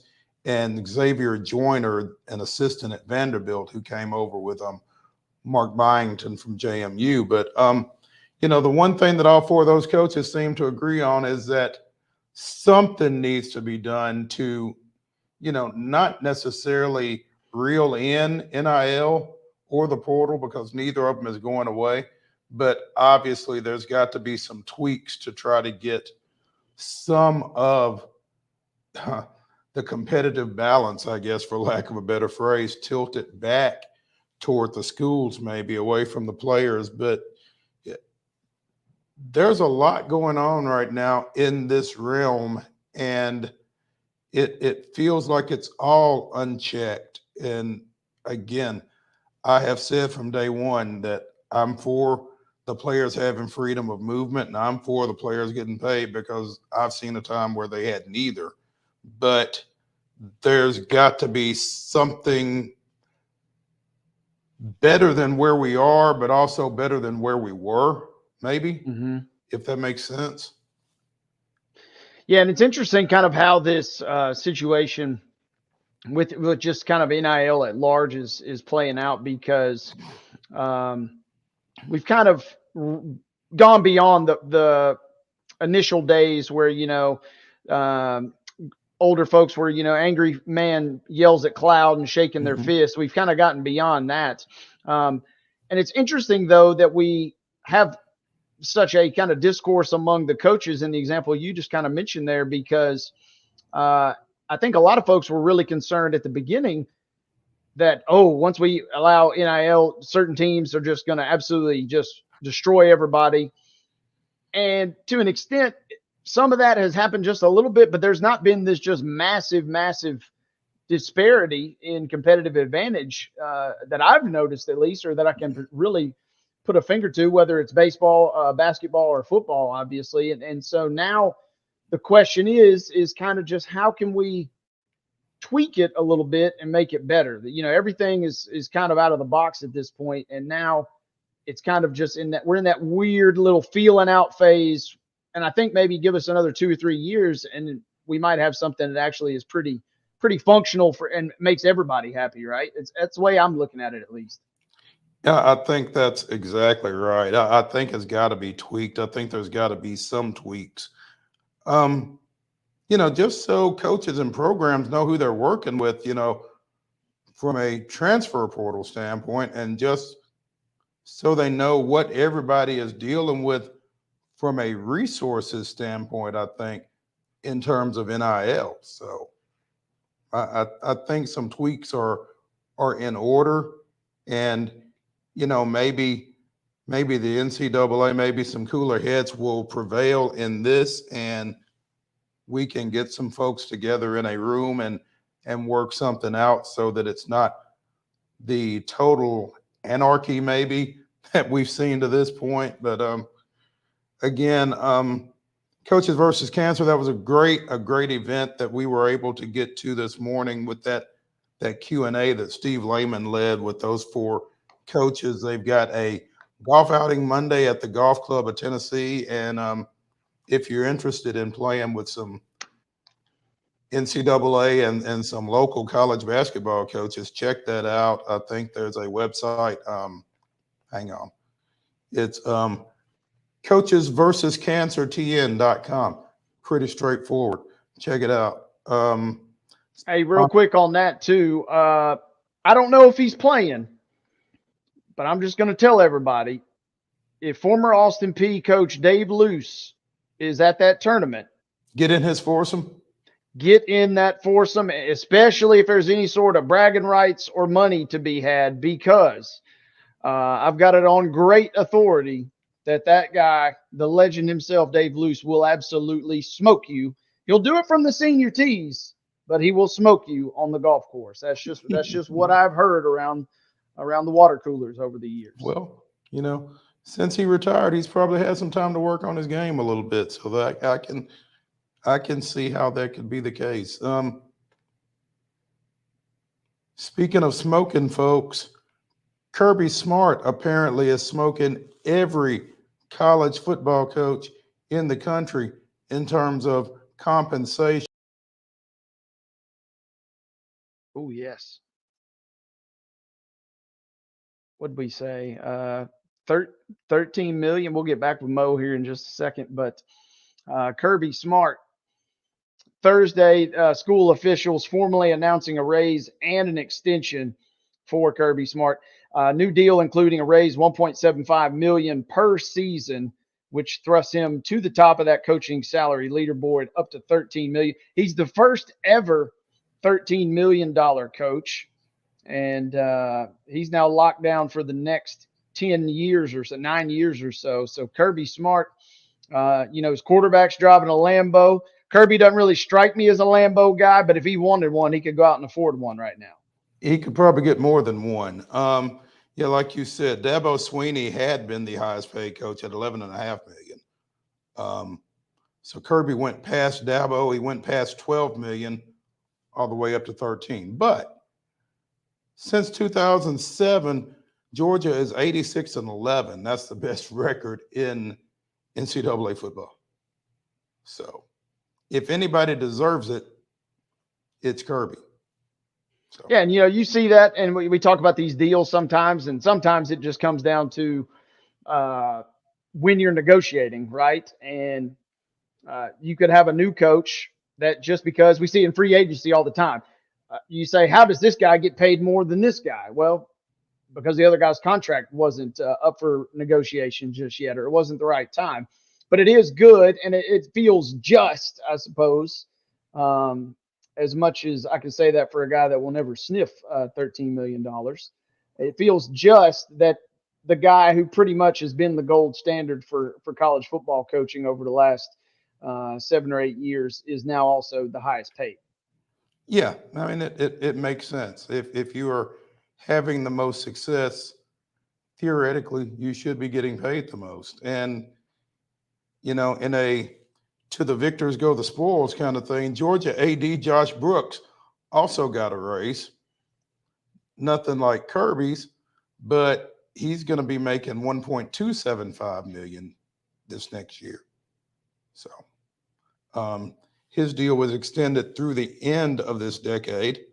He'll get a guaranteed raise of $100,000 each year between now and then. So he's going to top out at about what, 1.35, a little bit more than that by the time this contract is over. So, congratulations to Josh Brooks as well. Yeah, a lot of money in Athens. A lot of money flowing in Athens, and Kirby Smart. He was at SEC Media Days when we were all there last year, and I just remember him talking about how he enjoyed his summer months, and it wasn't going on some crazy vacation. He basically did say he did take a vacation out of the country, but he had to be drugged there essentially by his wife, his significant other. He said he's kind of content more just to sit back and watch his kids play youth baseball and kind of just grow up. So he ain't out making flashy purchases by any stretch. He's being smart with his money, it seems like, and now he's got a lot more of it. A lot more money to be smart with. One final note here before we get out of here. Apparently, Tyler Boyd, Cincinnati Bengals receiver, is meeting with the Tennessee Titans on a free agent visit. So, Mo, I can tell you, I was at St. Thomas earlier picking up some stuff for the concert tonight. He was in the building, and he is. It'll be interesting. We're talking Tyler Boyd, the football player, because we had Belair on the show yesterday, not talking about the Nashville Soccer Club player. We talking about the wide receiver, and the Titans still making moves like we've discussed, even though the draft is now concluded. Well, I guess this is the time to make them. Maybe they didn't get all the receivers that they felt like they wanted or needed in the draft, didn't address that position as well as they would have liked. Maybe they still got some questions about Treylon Burks. So Tyler Boyd would certainly help address that. So, and they were talking about a Bengals receiver all offseason. Maybe just not Tyler Boyd. So he says, "Hey, I can play some ball. Let me get in there." There we go. Let's keep an eye on that. Tomorrow on Main Street Sports Today, presented by TOA of Columbia, we've got Nashville Sounds. Brewer Hicklin set to join us. We will also be joined by Rick Bozich talking Kentucky Derby. So stay with us. Come back 2 o'clock right here. Main Street Sports Today. We appreciate it. We'll see you then.